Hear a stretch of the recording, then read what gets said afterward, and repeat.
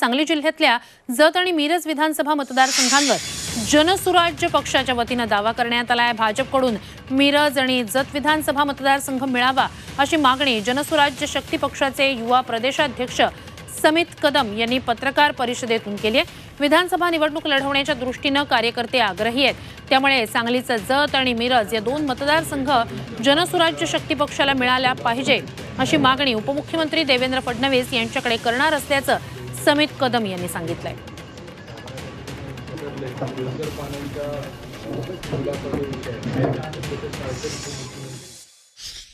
मागच्या वेळेस मिरजेतील पक्षाची घटक पक्षांची ज्यावर बैठक झाली आणि आमची सभा झाली, त्यामध्ये आम्ही मागणी केली।